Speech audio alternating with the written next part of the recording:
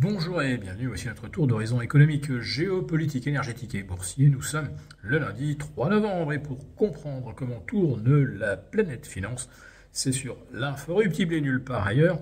Et cette chronique du jour, je vais l'intituler « Les discussions budgétaires partent en vrille ».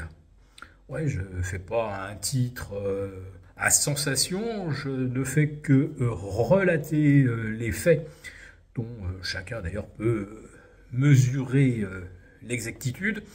Le groupe de parlementaires qui devait aujourd'hui amener les premières propositions au gouvernement ont donc séché la réunion au motif que le RN y était également présent.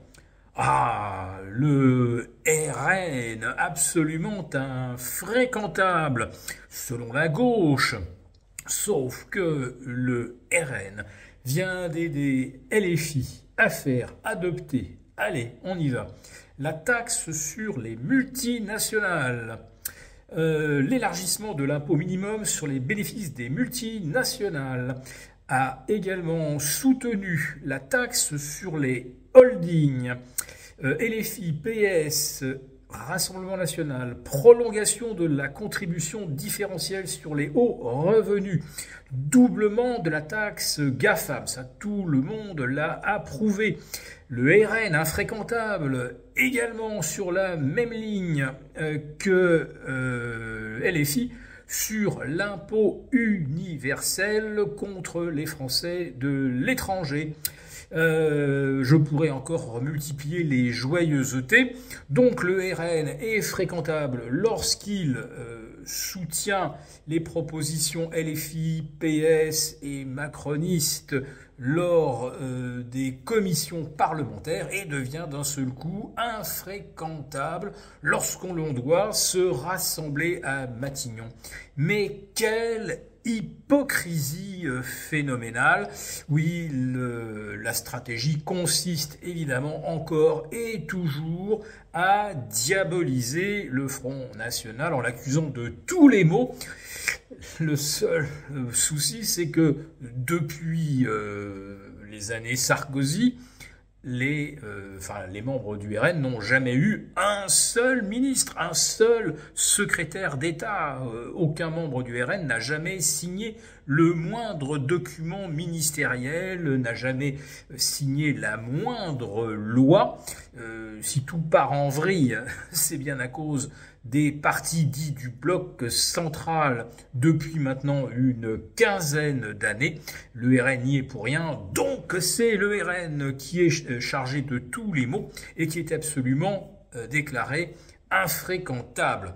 Bon, en fait, vous l'avez compris, c'est encore une entourloupe pour retarder les discussions, parce que l'on comprend bien aujourd'hui qu'avec plus de 2000 amendements déposés, et je dis 2000, c'est vraiment une estimation conservatrice, mais c'est les derniers chiffres qui circulent aujourd'hui à l'Assemblée, alors je les reprends tels qu'ils sont, mais je pense qu'il y a plus d'amendements, et donc on est déjà en train de comprendre qu'on n'aura pas le temps de tous les examiner naturellement, et encore moins de trouver un consensus. Autrement dit, on a déjà pratiquement acté le fait qu'il n'y aura pas de budget 2026, en tout cas pas de budget revu et corrigé par l'Assemblée. Donc on nous dit évidemment qu'il n'y aura pas de budget, ce qui est évidemment faux, puisque c'est tout simplement le budget 2025 qui sera reconduit et légèrement augmenté du taux de la croissance de l'inflation.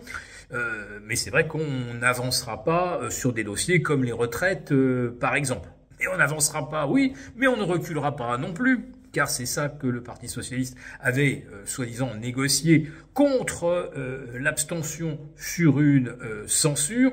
Donc, le report des retraites, ou donnez-lui le nom que vous voulez, n'aura donc pas lieu, et le PS aura juste réussi à prolonger la vie parlementaire de ses membres et de ceux d'autres partis qui, en cas de dissolution, se retrouveraient littéralement balayés. Donc oui, on se dirige bien vers un non-budget 2026, vers probablement un article 47 et probablement pas de dissolution puisque monsieur Olivier Faure, une nouvelle fois, explique que s'il n'est pas d'accord avec le projet 2026, il ne le votera pas, mais il ne censurera pas non plus. Bien sûr, le gouvernement, faudrait surtout pas qu'on retourne devant les urnes et que les électeurs se prononcent, alors que de tout dernier sondage donne effectivement une avance très large au RN que l'on évidemment que l'on accuse de tous les maux sans qu'ils aient jamais gouverné le pays. Bon, quand on voit qu'ils votent les mêmes lois, les mêmes projets de loi que LFI, ne vous inquiétez pas, si le RN devait arriver en tête, il n'aurait pas de majorité, et de toute façon, ce serait toujours le même logiciel de ponctionnaire qui continuerait de s'appliquer parce qu'on essaiera de former un gouvernement plus ou moins de techniciens qui essayent de rétablir les équilibres. Jamais, bien sûr, en essayant de revenir sur des dépenses non maîtrisées et surtout tout cet argent qui s'échappe. Alors, monsieur Philippe Juvin, également membre du Parlement, nous explique que c'est des centaines de milliers de petites fuites dans le tonneau des Dénaïdes et qu'il faudrait des centaines de milliers de petits bouchons. Alors, qu'est-ce que ça veut dire, en fait, ces centaines de milliers? Ça veut dire qu'il y a des centaines de milliers de gens, de petits marquis de la République, qui se servent au passage, qui vivent sur la bête, et que c'est très, très difficile d'aller supprimer un par un tous ces petits privilèges.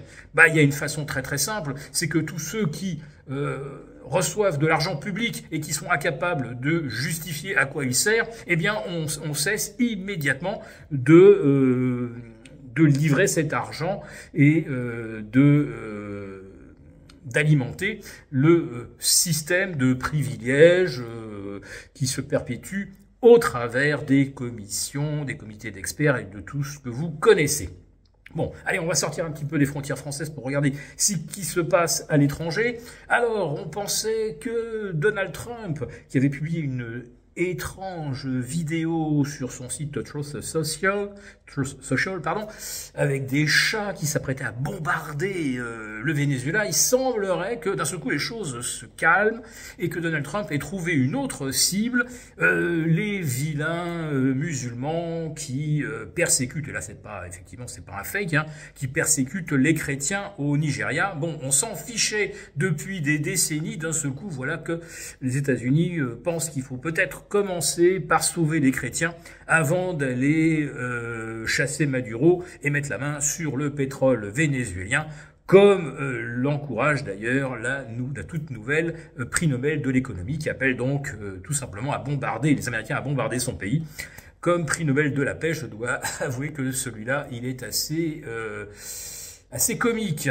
Voilà, eh bien, entre la guerre aux contribuables qui se mène à l'intérieur de nos frontières et les guerres qui se profilent aussi bien en Ukraine qu'au Venezuela, on peut dire que véritablement les marchés ont bien du mérite de continuer de voler de record en record.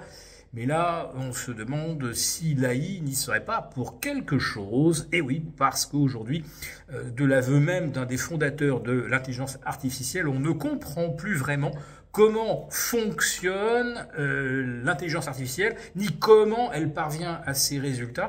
Et il se trouve que la finance est justement pilotée depuis maintenant près de 20 ans par ce que l'on appelle l'IA générative. Et on ne sait plus très très bien qu'est-ce qui